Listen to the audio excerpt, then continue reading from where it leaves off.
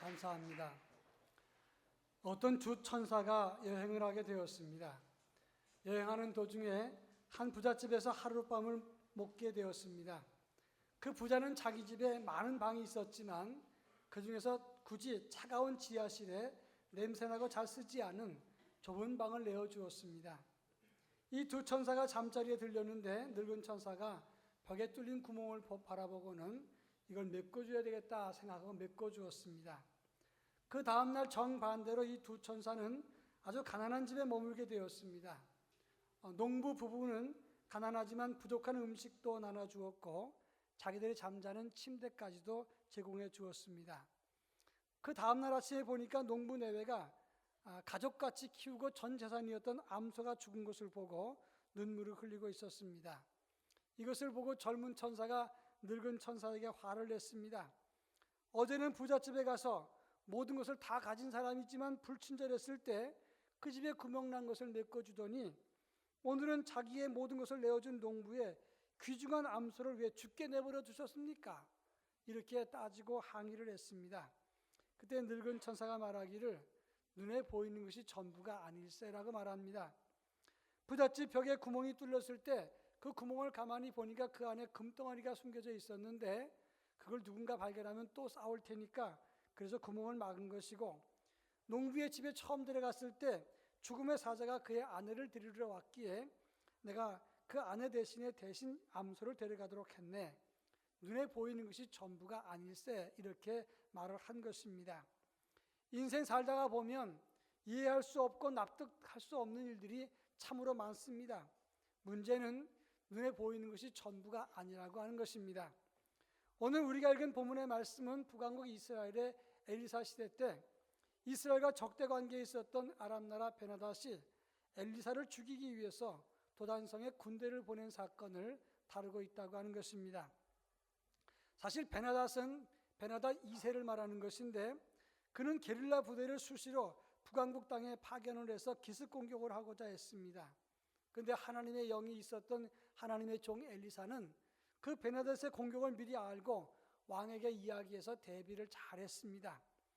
그러자 이 베나닷은 엘리사부터 처리하기 전에는 이스라엘 땅을 범하기 힘들겠다 생각을 하고 엘리사부터 처리하자. 그가 어디 있는가? 엘리사가 도단성에 있습니다 말을 했습니다.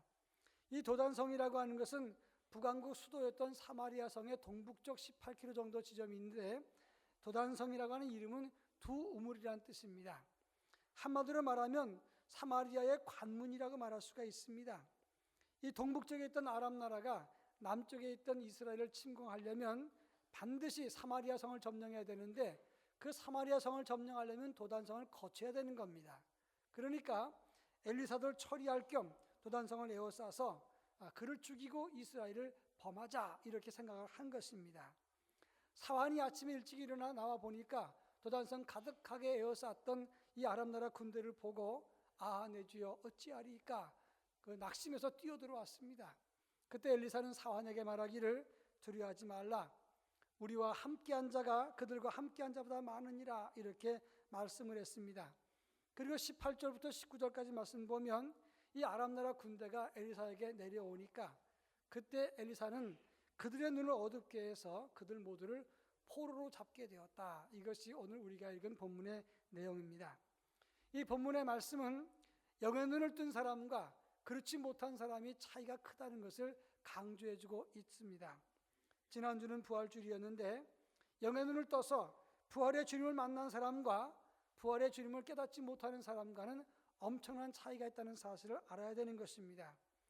영의 눈을 뜬 사람과 그렇지 못한 사람의 차이가 무엇인가를 오늘 본문을 통해서 한번 설명해 볼까 합니다.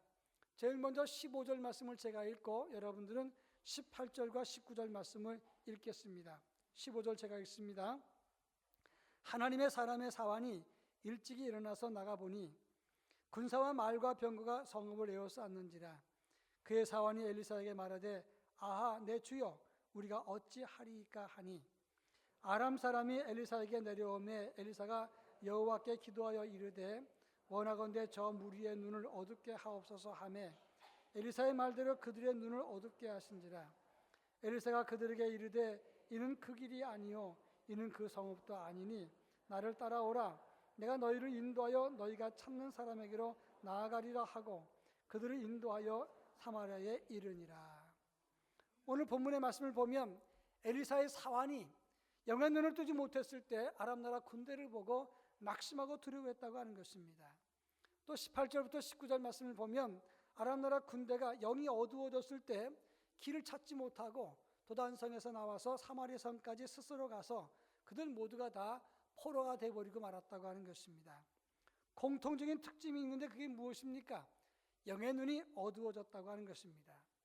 18절에 보면 그들의 눈을 어둡게 하신지라 그랬는데 여기서 어둡게 했다는 말의 원어를 보면 싼웨림이라고 하는 말을 씁니다. 이 말은 현혹되었다, 맹목적이다 이런 뜻이 있습니다. 눈이 어두워지니까 두 가지 증세가 나타났는데 첫째는 자기가 처한 위치나 환경을 상태를 전혀 보지 못했다는 것이고 둘째는 무엇인가 현혹되어서 보아야 될 것을 보지 못했다 하는 것입니다. 부활의 역사도 마찬가지입니다. 무덤과 사망 권세를 이기시고 부활하신 주님, 그 주님을 보지 못한 사람과 본 사람의 차이는 큰 겁니다. 예수 그리스도의 부활을 보지 못하는 사람, 그런 사람들은 바로 부활의 능력도 깨닫지 못하는 사람이라 성경은 말씀하고 있는 것입니다. 지난주에 예를 들었습니다마는 누가복음 24장에 보면 엠마오로 가던 두 제자가 있습니다. 예수님과 함께 길을 걸으면서도 그들의 눈이 어두워지니까 부활이신 예수님을 깨닫지 못하고 여전히 낙심과 절망한 상태에서 엠마오를 향해서 걸어갔다고 하는 것입니다. 민수기 13장 14장에 보면 가나안 땅을 정탐했던 12명의 정탐꾼이 나옵니다. 근데 그 중에서 여호수아 갈렙을 빼고 10명의 정탐꾼의 눈이 어두워지니까 그들의 영의 눈을 뜨지 못하고 하나님의 약속의 눈을 뜨지 못하게 되니까 그들은 그 땅을 다 살피고 난 다음에 하는 말이 그 땅은 사람을 삼키는 땅이요 우리는 그들의 먹이가 될 것이다, 종이 될 것이다. 그 땅은 전혀 갈 수 없는 저주의 땅이라고 원망과 불평을 하게 된다고 하는 것입니다. 그렇습니다. 영의 눈을 뜨지 못하게 되면 하나님의 선물, 하나님의 부활, 우리 위한 계획과 영원한 생명, 하나님의 군대와 하나님의 손길을 보지 못한다는 사실을 알아야 되는 것입니다.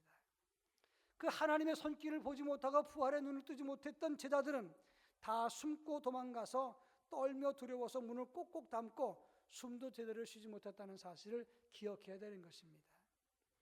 어떤 관광객이 나이아가라 폭포 장관을 보고 감탄을 했습니다. 참 멋지다. 근데 목이 마르니까 폭포에 물을 떠서 맛있게 한 잔을 딱 마셨습니다. 근데 이렇게 보니까 폭포 옆에 포이즌이라고 하는 말이 써 있었어요. 이 포이즌이라는 말은 여러분 알다시피 독입니다. 독. 내가 자세히 살피지도 않고 이 독 성분이 든 물을 마셨구나. 그리고 생각하다 보니까 갑자기 창자가 아픈 겁니다. 그래서 창자가 녹는 것 같은 통증을 느끼니까 급히 병원을 갔습니다. 의사가 어떻게 왔냐고 물으니까 내가 독이 든 물을 모르고 먹었습니다. 자세히 설명했습니다.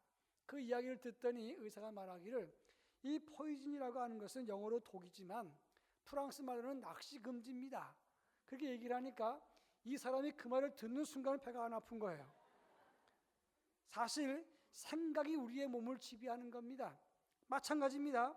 영의 눈을 뜨지 못하면 보이는 것만 알게 되고 결국은 부활의 능력과 그 부활의 능력과 복음을 깨닫지 못하게 된다고 하는 것입니다.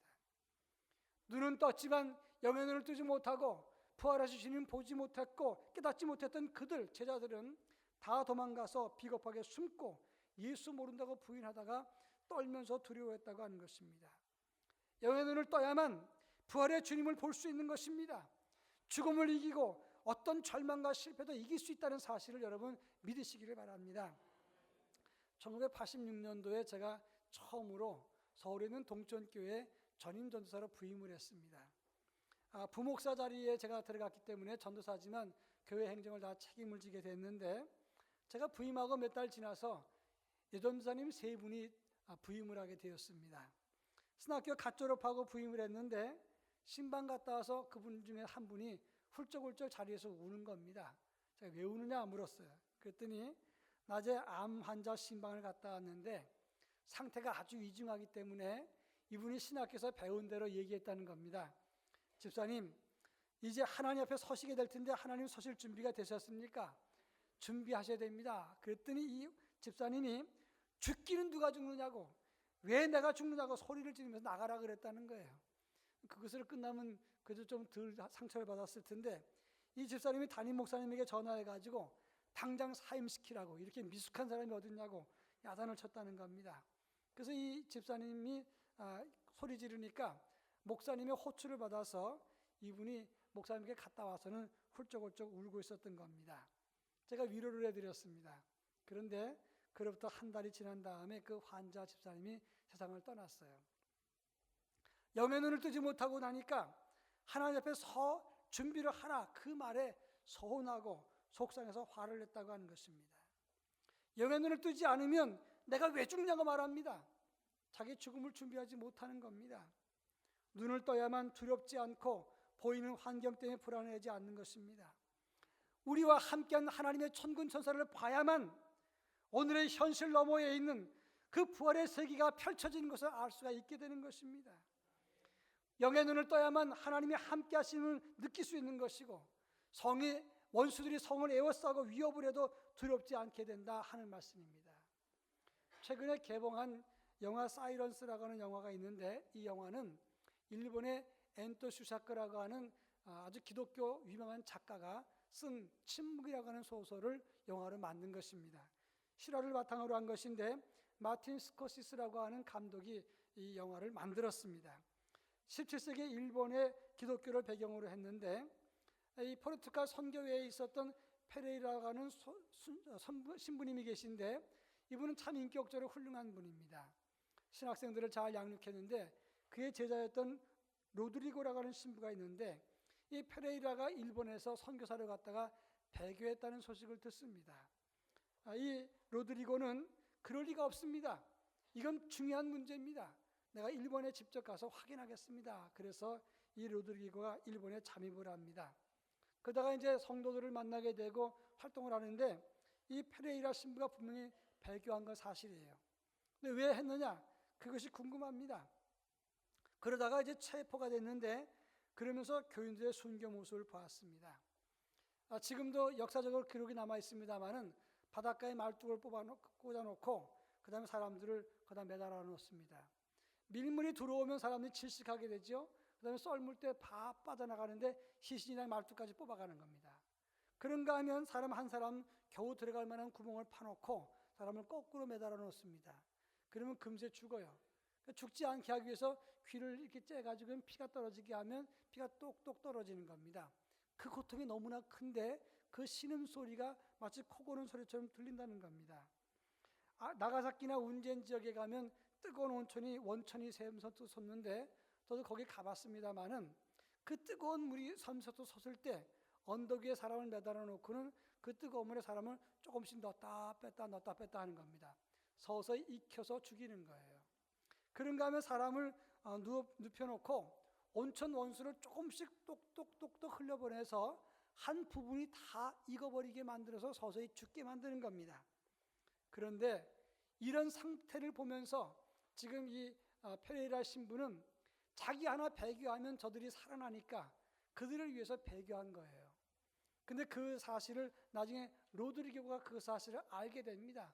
그때 하나님께 절규하기를, 하나님, 저들이 무슨 잘못을 했습니까? 저들이 정부를 거역한 것도 아니고 특별히 돈을 취한 것도 아닌데 저들이 무슨 잘못을 했습니까? 그런데 왜 하나님은 왜 침묵하십니까? 그래서 제목이 침묵이라고 하는 제목을 얻게 된 것입니다. 여러분, 그들이 순교하면서 죽음이 두렵지 않았습니까? 죽음이 두렵지 않은 사람은 없습니다. 그러나 그들이 그 모진 고문을 받으면서 당당하게 죽을 수 있었던 것은 그들의 영의 눈이 열렸기 때문인 것입니다.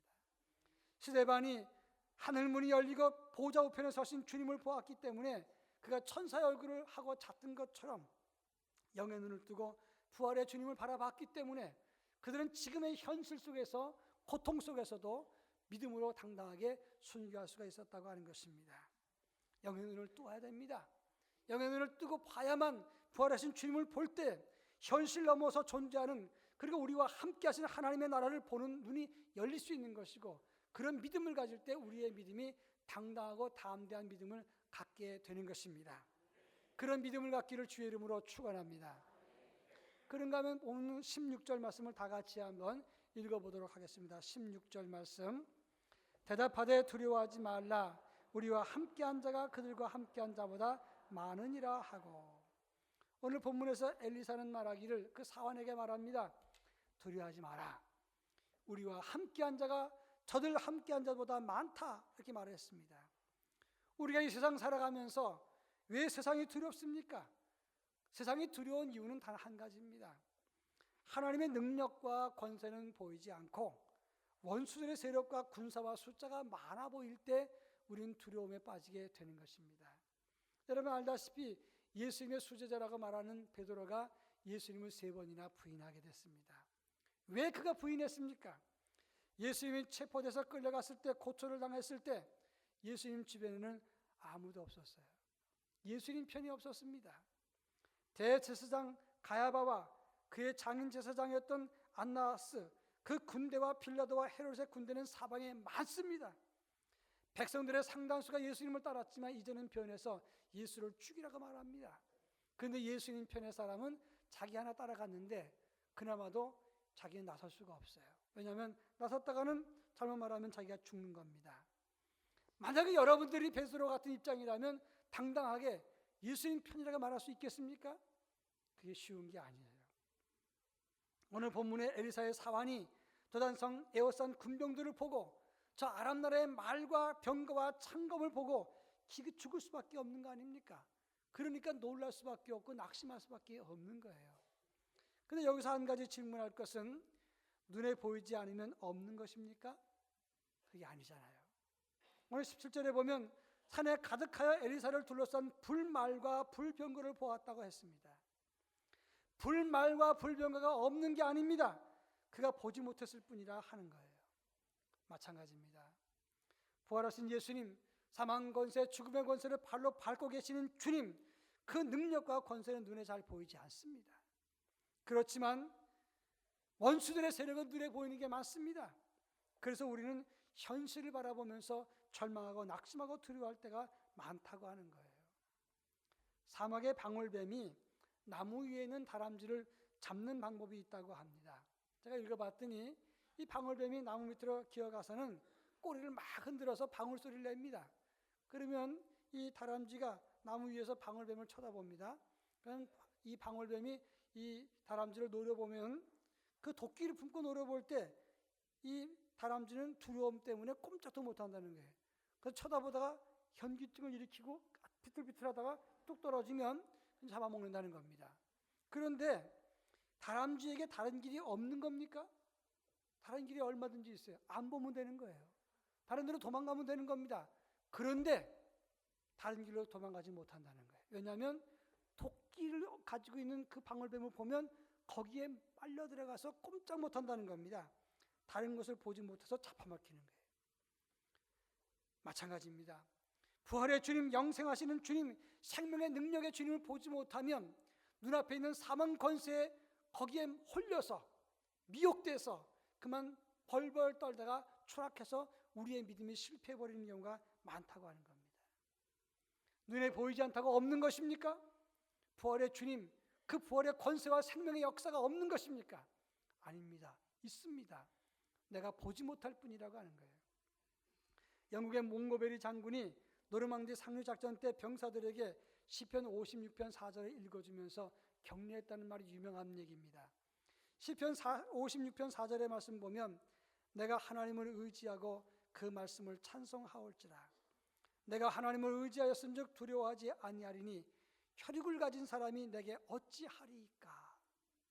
혈육을 가진 사람이 어찌 하나님을 대적할 수 있겠느냐. 그 말씀에 용기를 가졌다는 거 아닙니까? 창세기 사도행전 27장에 보면 유라굴로 광풍을 만났을 때 바울은 죽을 위기였습니다.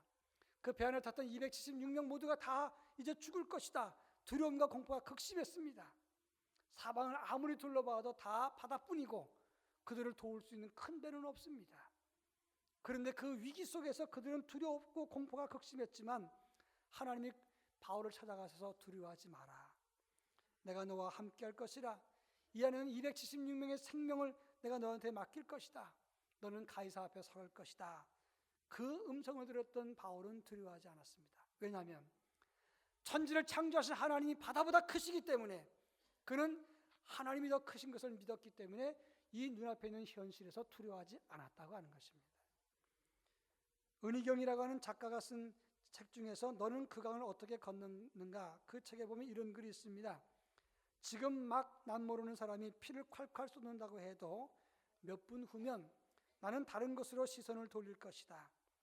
그러나 만약 어떤 계기로 그를 사랑하게 되면 모든 것은 달라지게 될 것이다. 그의 시선이 가는 방향에 따라서 행복해지기도 하고 불행해지기도 할 것이다. 무엇을 보는가 방향에 따라서 행복과 불행이 갈린다라고 말했어요. 우리가 누구를 보느냐, 무엇을 보느냐에 따라서 행복과 불행이 갈리는 것입니다. 세상의 군대와 환경을 보면 두려움에 빠지지만 그 뒤에 에워싼 하나님의 천군 천사를 보면 우리 인생은 행복해지는 것입니다. 당당해지는 것입니다. 그리고 우리 인생은 두렵지 않은 것입니다. 제가 고등학교 시절에 친구 집에 갔더니 친구 어머니가 집사님이셨는데 집에 부적이 잔뜩 붙어 있었어요. 그래서 아니 집사님 집에 부적이 있으면 어떡하냐 그랬더니 이건 우리가 붙인 게 아니라 전에 살던 사람이 붙여놓고 갔는데 빨리 뛰지 그랬냐 그랬더니 이거 잘못 뛰면 동티가 나가지고 집안에 재앙이 임하기 때문에 목사님 신방 올 때까지 기다렸다가 목사님이 뛰려고 그렇게 기다리고 있다, 그런 얘기를 했어요. 제가 그 얘기를 듣고는 아니 이거 부적 한 장 뛰는데 그렇게 여러 장 뛰지만 목사님까지 기다릴 게 뭐 있냐, 의자 갖고 오라 그래갖고 올라가서 제가 뛰었어요. 그 주머니에다가 여러 장 뛰어갖고 주머니에 넣어놨는데 모르고 한 보름쯤 지냈습니다. 그거 뛰면 동티가 나왔는데 아무 일도 없었어요. 그 다음에 보름쯤 뒤에 화장실에 가려고 그러는데 푸세식 화장실이었어요. 휴지를 찾는데 주머니 보니까 그 휴지가 있더라고요. 근데 그거 쓰지는 않았습니다만은 일단은 화장실에 들어가서 가만히 생각해 보니까 귀신이 머물 수 있는 곳이 여기가 저기겠다 생각을 하고 그때 인간의 인분 밑에 살아라 그러고는 제가 다 집어 쳐넣었습니다. 그 이야기를 친구한테 했더니 아니 너 어쩌려고 그러느냐, 그러다가 큰일 나면 어떡하느냐. 제가 그랬습니다. 하나님이 더 크시지 않냐, 왜 그걸 못 믿느냐 그랬습니다. 여러분, 그냥 지나가고 우스운 얘기지만 우리는 나 혼자가 아닙니다. 하나님이 더 크십니다. 천군 천사와 불말과 불병거가 우리와 함께 한다는 사실을 믿으시기를 바랍니다. 이사야 41장 10절 두려워 말라 내가 너와 함께함이라. 놀라지 말라 나는 내 하나님이 됨이니라. 내가 너를 굳세게 하리라. 참으로 너를 도와주리라. 참으로 나의 의로운 손으로 너를 붙들리라고 그랬습니다. 사막에 강을 내시고 그 강에 길을 내시는 하나님의 능력이 우리와 함께 하십니다. 우리와 함께 하신 하나님의 능력이 더 큽니다. 이 사실을 믿으시기를 주의 이름으로 축원합니다. 마지막으로 이 본문을 통해서 느낄 수 있는 것 한 가지는 인간의 계획이 아무리 완벽하고 힘이 강할지라도 하나님 역사를 이길 수 없다고 하는 것입니다. 오늘 본문에 나오는 이 베나닷이라고 하는 사람 아람 왕은 엄밀하게 말하면 베나닷 2세를 말하는 겁니다. 그는 상당히 지혜가 있고 좋은 말로 말하면 기량이 많은 왕이었어요. 남쪽에 있었던 이스라엘을 침공하려면 전면전하면 안 됩니다. 그러니까 계속해서 게릴라전으로 북쪽 지역의 그 접경 지역을 소련하게 만들었습니다. 자꾸 침공하고 빠지고 지치게 만들고 힘을 뺐습니다. 그 지역에 있는 사람들이 두려움을 갖게 했습니다. 그런데 엘리사가 미리 알고 다 대비를 합니다. 그러니까 이 베나닷이 궁중에서 회의할 때 우리 중에 누가 첩자가 있느냐, 내가 침상에서 얘기한 것까지 다 엘리사가 아니 저놈부터 죽여야 되겠다. 그리고 도단산에 쳐들어가는 거예요. 누구를 죽여야만 이 전쟁에서 이기는지를 아는 아주 지혜로운 사람이었어요. 그래서 군대와 말과 병거를 엘리사에게 집결을 시켰습니다. 인간적으로 보면 완벽한 지혜의 사람입니다. 그런데 그 계획이 성공했습니까? 아니에요. 오히려 그 병사들이 엘리사를 잡으러 내려왔을 때 그 눈을 어둡게 만드니까 다 포로로 끌려가게 버리고 말았습니다. 예수님께서 십자가에서 죽으셨을 때 대제사장과 서기관과 바리새인들의 꾀가 얼마나 컸습니까? 손발이 짝짝 들어맞았지 않습니까? 거짓 증언을 세우고 법에도 없는 시간에 산헤드린을 소집해서 예수님 사형 판결을 했습니다. 산헤드린은 해가 진 다음에는 어두울 때는 모이지 않습니다. 그걸 사형 판결할 권리도 없습니다. 그런데 그들은 정치적인 역학관계를 이용해서 예수 하나 처형해서 우리 모두가 살자, 그렇게 얘기를 했습니다. 결국 예수를 죽였습니다. 그리고 그 예수님 무덤에 봉인되었을 때, 들어갔을 때 무덤을 돌로 막고 봉인하고 파수를 지었습니다. 인간의 완벽한 계획이 성공했습니다. 강력한 힘이 모아져서 그들의 권력과 힘을 이용해서 예수를 죽였습니다. 그리고 끝난 겁니까? 아니었어요. 대제사장과 종교 지도자들과 헤롯 왕과 빌라도 총독, 완벽한 계획과 작전이 드디어 예수를 죽여서 성공한 것 같았지만 부활의 주님은 막을 수가 없었습니다. 고린도전서 1장 27절에 보면 하나님은 세상에 미련한 것을 택하사 지혜 있는 것을 부끄럽게 하시고 약한 것을 택하사 강한 것을 부끄럽게 하셨다고 말씀했습니다. 인간의 강한 것, 지혜로운 것, 인간의 군대는 하나님의 약한 것과는 비교할 수도 없습니다. 이사야 55장 9절에 보면 이는 하늘이 땅보다 높음같이 내 길은 너희보다 높으며 내 생각은 너희의 생각보다 높음이니라 그랬습니다. 인간이 가지고 있는 완벽한 계획이나 군사나 인간이 가지고 있는 많은 재물이라도 하나님의 가장 지극히 약한 것보다는 못한 것입니다. 그 어떤 인간의 계획도 하나님의 역사를 막을 수는 없는 것입니다. 열왕기하서에 보면 19장에 보면 아수르의 사네립이 18만 5천 명의 군사를 이끌고 와서 이스라엘 땅을 점령했습니다.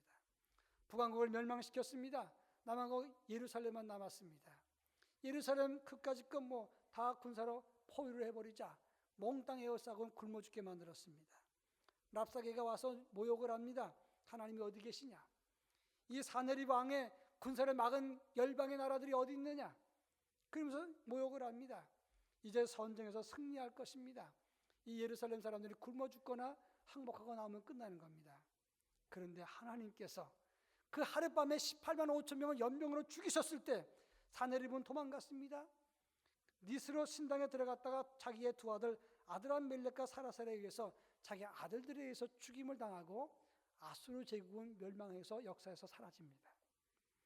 인간의 계획이 아무리 크고 강하고 완벽해도 하나님의 손과 계획을 이길 수는 없는 것입니다. 그 하나님의 계획이 우리 각자에게 임하고 계시다는 사실을 믿으시기를 바랍니다. 우리 각자를 향해서 하나님의 계획과 하나님의 손길과 하나님의 지키심이 있다는 사실을 믿으시기를 축원합니다. 18세기 최대의 수학자가 오일러라고 하는 사람인데 천재였어요. 45권의 저서를 냈고 700편의 논문을 썼습니다. 지금 우리가 수학을 배울 때 사인, 코사인, 탄젠트 이런 말을 쓰는데 이 오일러라고 하는 학자가 제일 먼저 쓰기 시작한 겁니다.